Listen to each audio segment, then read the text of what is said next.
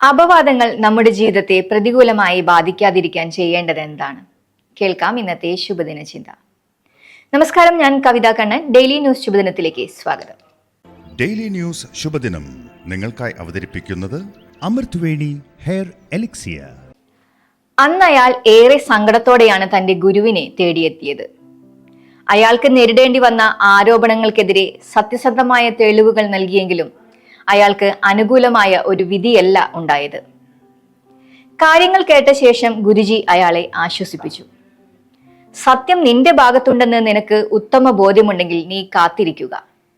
എല്ലാ അപവാദങ്ങളും അതിന്റെ അനന്ത സാധ്യതകളിലൂടെ സഞ്ചരിച്ച് സത്യത്തിന്റെ പാതയിലേക്ക് കയറും.